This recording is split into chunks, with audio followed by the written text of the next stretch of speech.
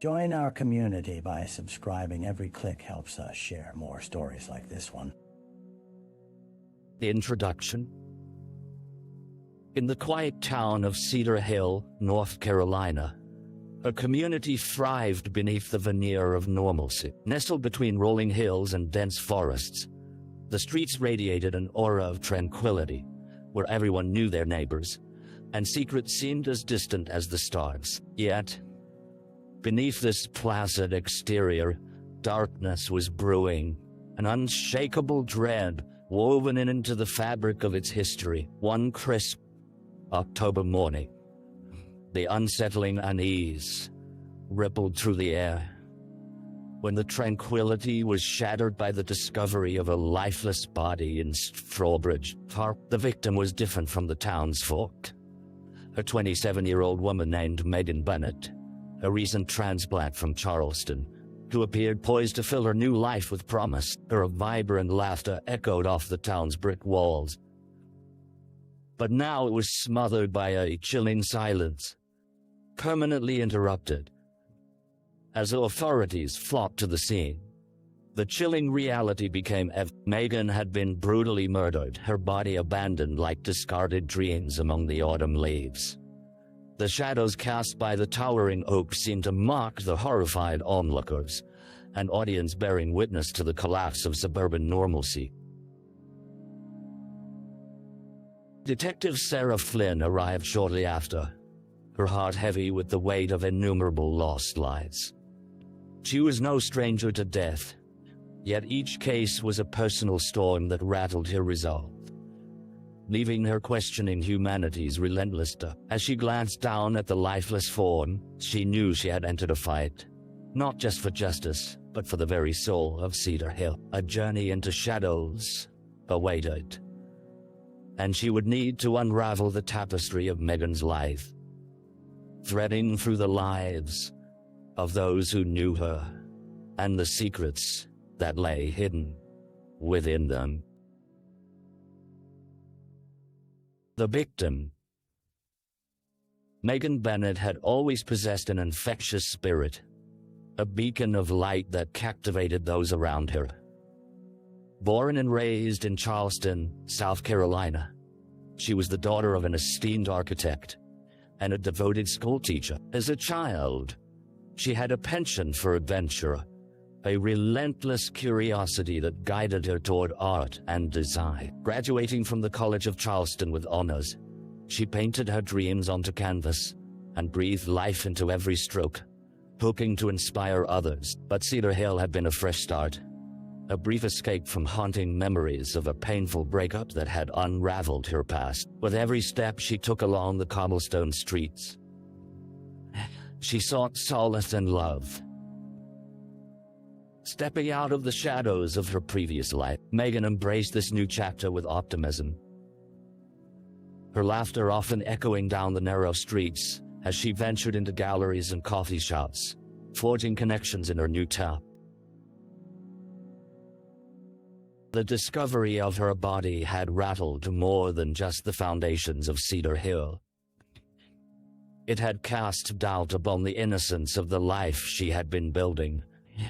Only days before her tragic end, friends recalled her vibrant enthusiasm. She had been excited to unveil her latest work at the local art fair, a personal project she believed would revive the town's dwindling art scene. Conversations erupted, filled with anticipation. But those same friends now struggled to reconcile the vivacious woman they knew with the lifeless figure.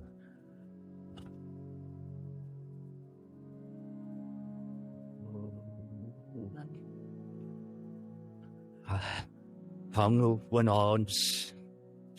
As Detective Flynn sifted through Megan's past via text messages and social media interactions, it became apparent that undercurrents of trouble lay just beneath the surface. A mysterious message on her phone, now marked as unread, hinted at someone who had been looking too closely at her. As the autumn leaves fell in a swirling breeze around the crime scene, Sarah felt the oppressive weight of the investigation settle in her chest. The search for the truth would lead her deeper into Megan's life, revealing shadows lurking just beyond her radiant smile.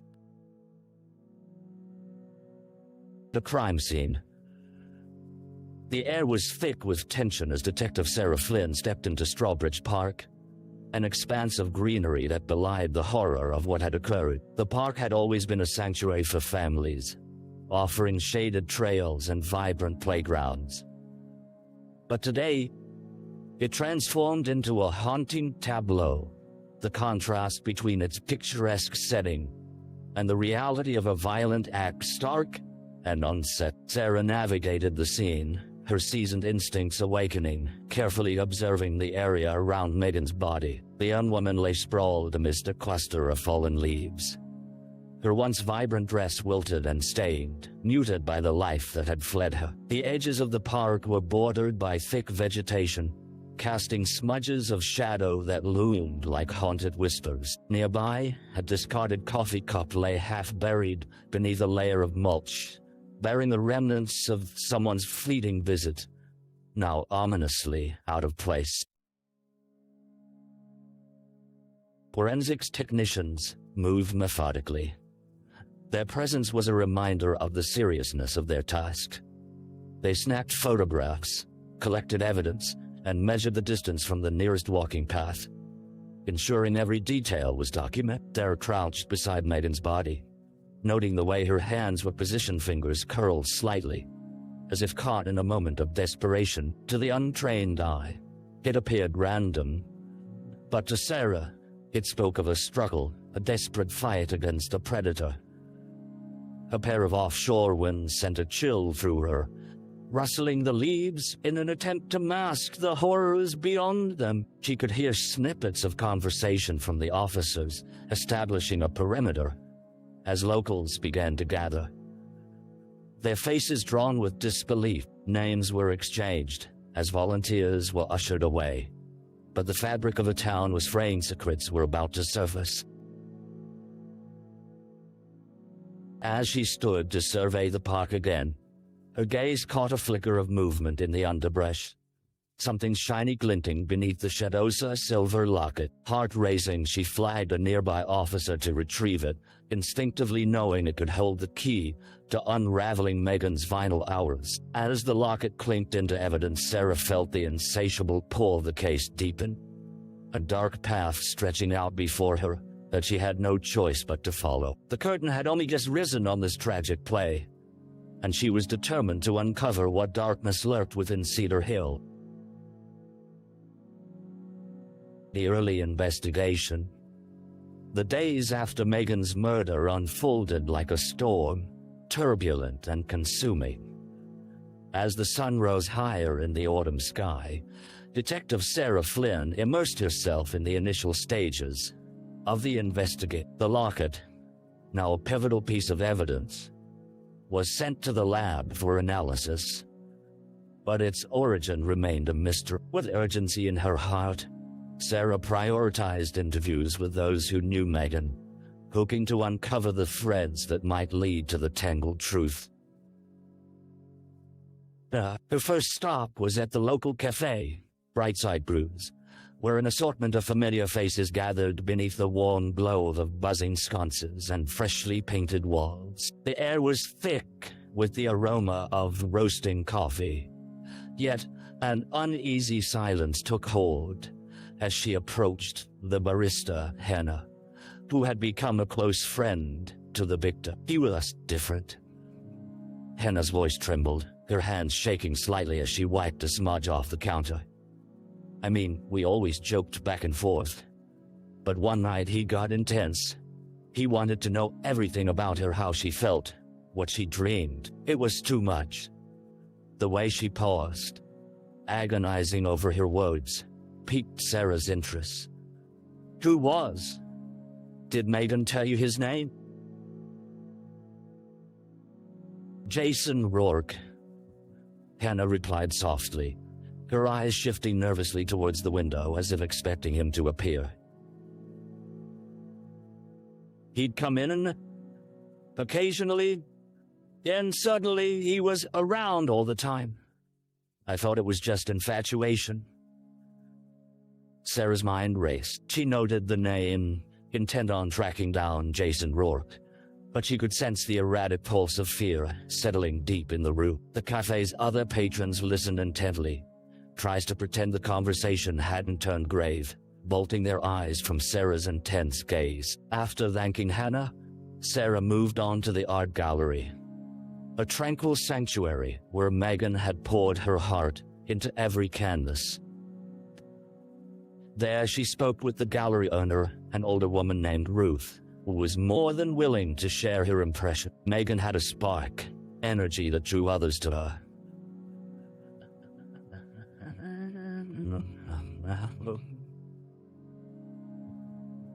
But she had been worried lately something was pressuring her. She didn't go into details. This growing concern weighed upon Sarah, corroborated by every person she spoke with. Megan's light had been dimming, but nobody knew why. The threads of the investigation began weaving a tapestry of unease, a picture of a woman alone, and a world that seemed to tighten around her.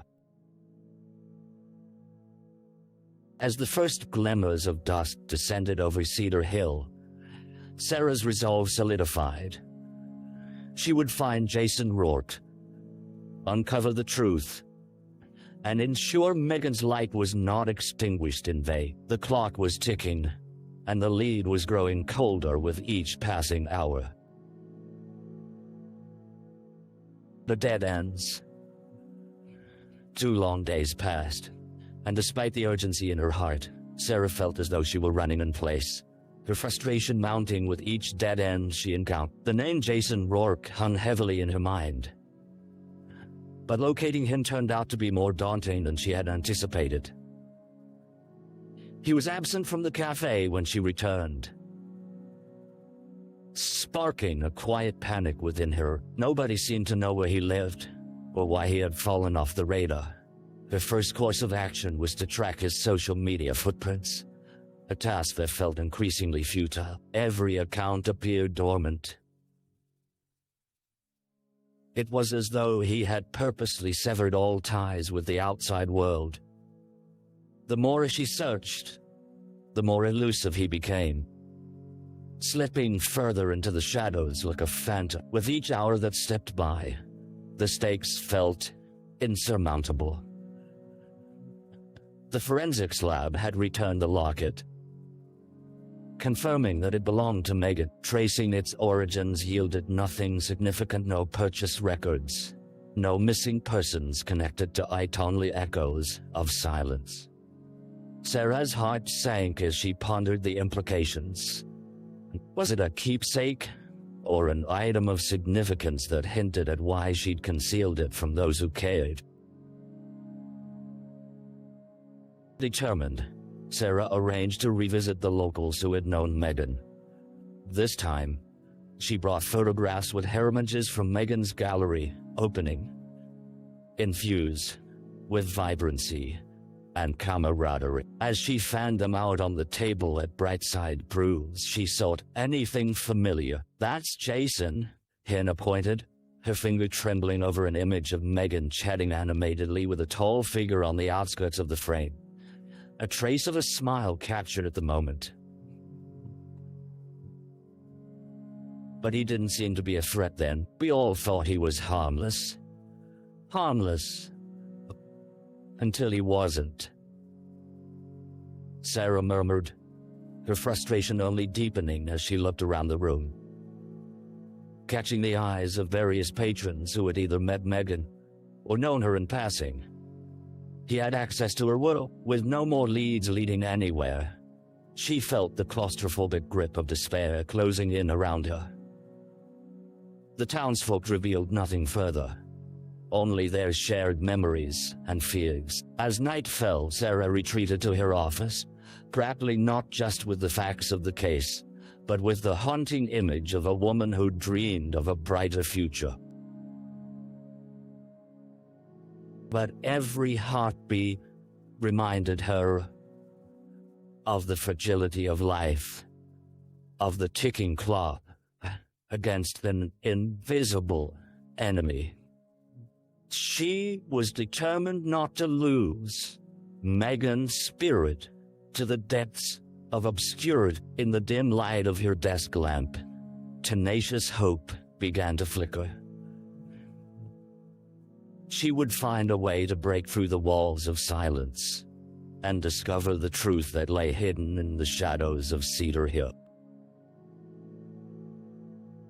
A break in the case. The sun rose on Cedar Hill with a hesitant glow, draping the town in a soft, golden light. As Detective Sarah Flynn arrived at her office, her mind teetered between resolve and uncertainty. She ran her fingers over the scattered files on her desk, hoping for a spark, some mislaid detail that might have fallen through the cracks. The weight of unanswered questions sat like a stone in her stomach. But fate had a way of surprising even those most vigilant.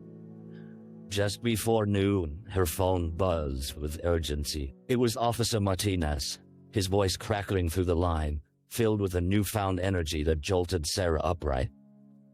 "Detective, we've had a hit on Jason Rourke. He was spotted this morning at the old abandoned gas station on the outskirts of town," someone reported, seeing him acting suspiciously. Adrenaline surged through Sarah's veins as she gathered her thing. It was not just a lead.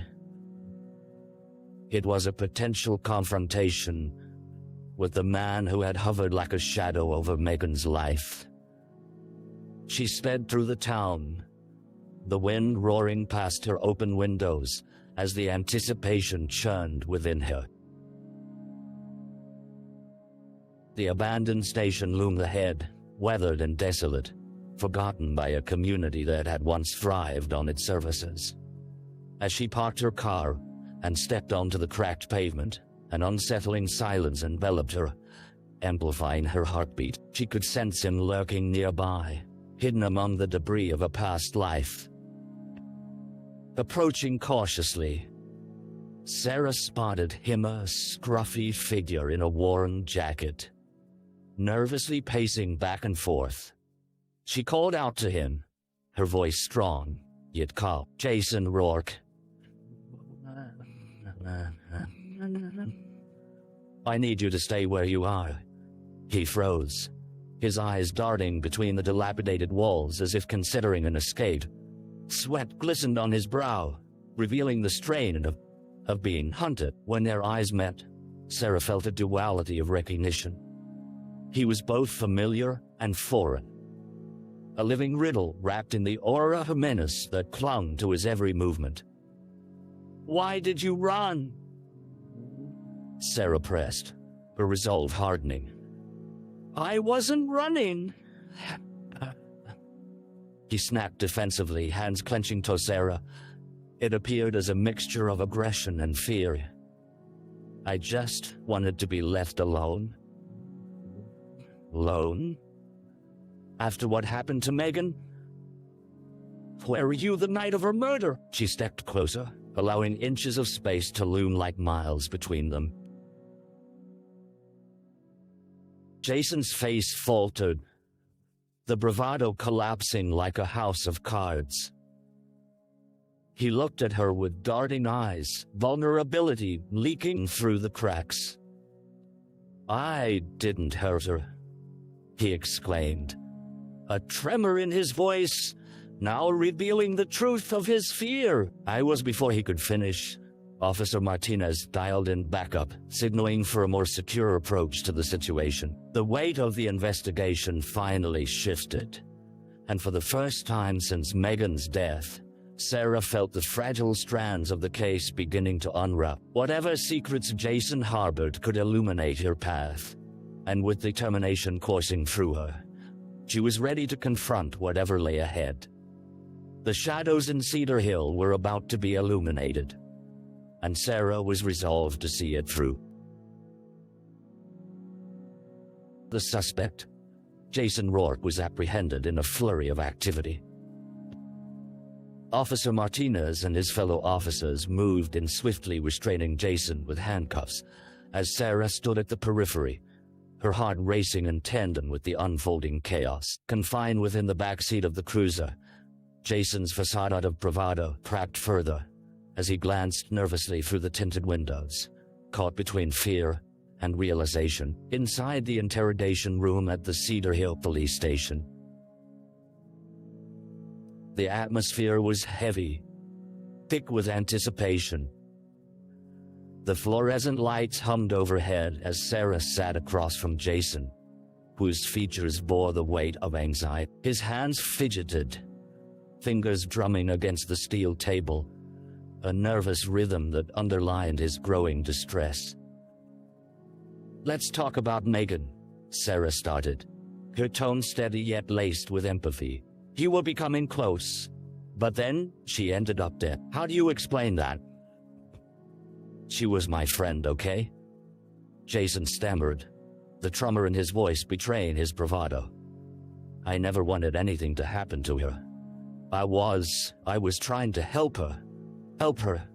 Sarah leaned in, watching for the slightest flinch. "What were you helping her with?"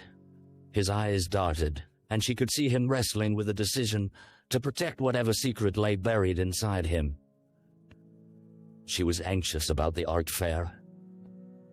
I didn't want her to feel alone." "Jason, we know she was feeling pressured. People said you were intense, pushing her to talk when she didn't want to. Did she confide in you about her fears?" Sarah probed gently, attempting to peel back the layers of his apprehension. "I was just trying to be there for her," he explained, his voice rising in desperation. "But when she started pulling away, I didn't know what to do. I didn't mean to scare her." The confession hung suspended in the air as Sarah contemplated the buildup of emotion, the deterioration of their friendship, could explain Jason's volatile state. Perhaps he was an unknowing participant in a scene gone wrong, but the sincerity of his words didn't fully align with the nature of the crime. The callous act of murder could not be excused. "Tell me about the night of her death," she pressed, sensing a crack in his armor. "What were you doing?" Jason's eyes glistened with unshed tears, and the tremor in his hands intensified. I was at home. I swear. I went for a walk to clear my head. I didn't think. I never thought she'd get hurt. It wasn't me. I didn't do it." Sarah studied his expression closely, searching for any tell that might reveal a hidden truth. The rawness of his plea resonated deep within her. She sensed he feared losing everything a life he believed was spiraling out of control, maybe even his own set. Yet there were gaps, shadows in his alibi that left questions unanswered. He whispered down deep within her. With a heavy heart, Sarah had to navigate this delicate situation carefully. She had a suspect, yet the truth remained shrouded in obscurity, tantalizingly out of reach. "Jason," she said slowly, her voice steady, "we're going to need a lot more from you if we're going to figure this out. Are you ready to help us?" A flicker of hope ignited in his eyes.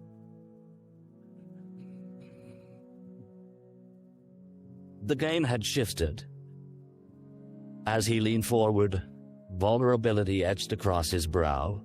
Sarah knew they were teetering on the edge of something significant. The truth lay buried beneath the chaos of fear and misunderstanding, and she was determined to unearth it before it slipped away forever.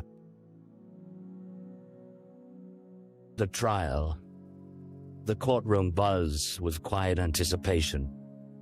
A collective breath held as the doors swung open. The polished wooden benches filled with spectators, some familiar faces from the close-knit community of Cedar Hill, all seeking answers in the wake of Megan Bennett's tragic murder. At the front, a solitary figure sat shackled before the judge, a thin, gaunt Jason Rourke. the confusion in his eyes now weighted down by the heavy chains of accusation. As the proceedings began, Sarah Flynn sat in the back, her presence a quiet reminder that the pursuit of justice was far from over. He had watched the case transition from the relative chaos of an investigation into the stark formalities of a courtroom, a cold, sterile environment where lives were dissected and truths laid bare under glaring scrutiny. The prosecutor, a seasoned attorney named Michael Callahan, presented the evidence methodically, laying out a tapestry woven with threads of suspicion. He began with a timeline of events leading up to Megan's death, reciting Jason's encounters with her, his increasing obsession documented through text messages and witness testimony. Callahan was meticulous, striving to build a compelling narrative. That night, Jason Rohr was a figure lurking in the shadows of Megan's life. He stated, his voice powerful and unwavering. Anxiety and obsession gave way to something darker when she finally turned away from him. He couldn't handle the rejection. As images of Megan's vibrant art flashed on the screen, Sarah felt her heart ached. Each painting encapsulated her spirit, a reminder of the life that had once pulsed within the walls of Cedar Hill. She couldn't look away. She mourned, not just for Megan, but for the fractures widening within the community led by fear and uncertainty. Jason's defense attorney, a younger man with a disheveled appearance, countered with a different narrative. What we have here is a manifestation of deep emotional turmoil, he argued to the jury. Jason was merely an accomplice to the complexities of life living in a reality where connection meant everything, and rejection pressed him. But he did not murder Megan Bennett. He loved her.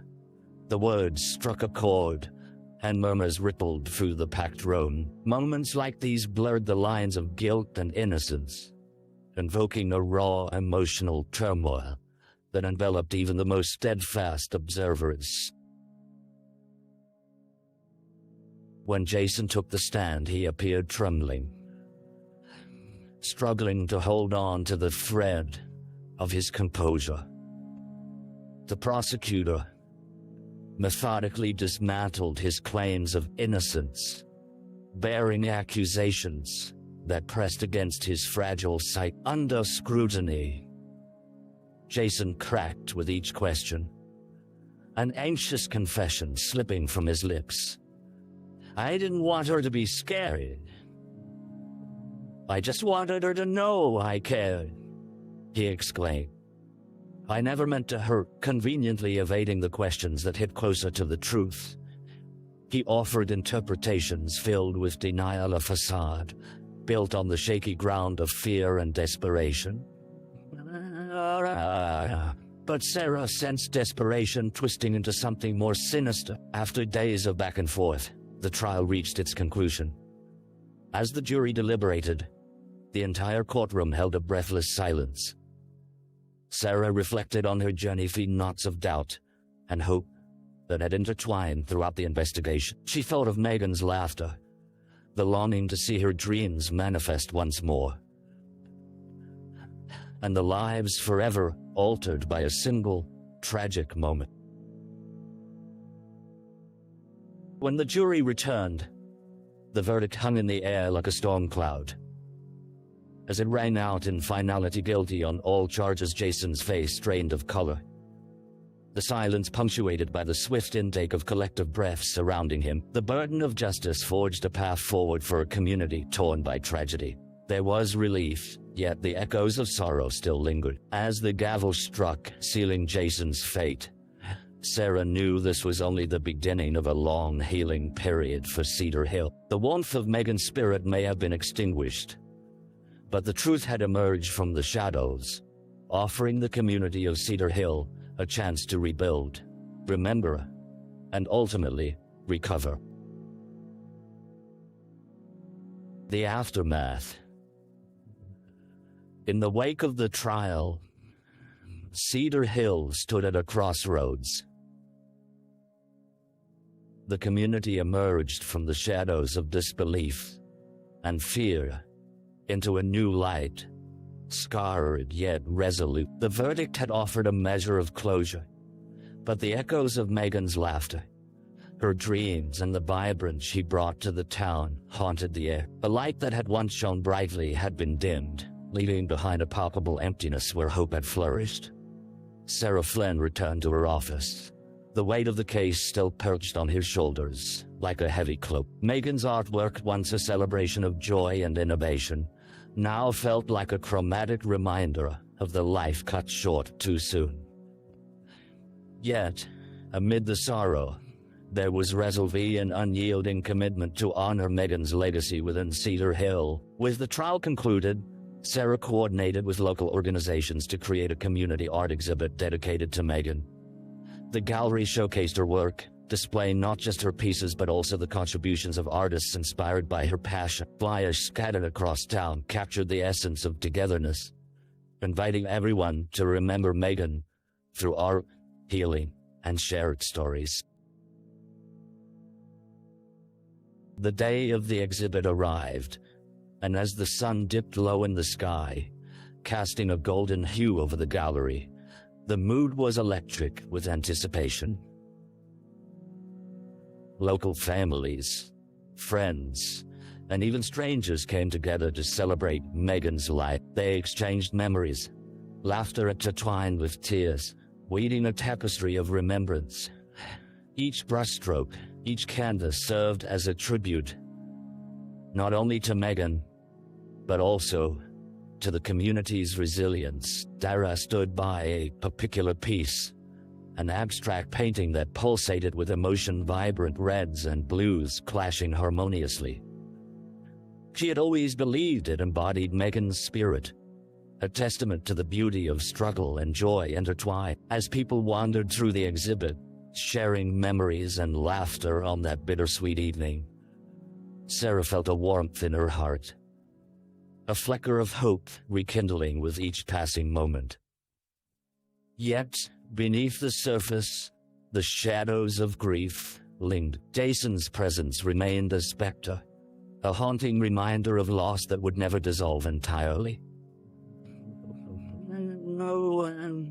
Goodbye.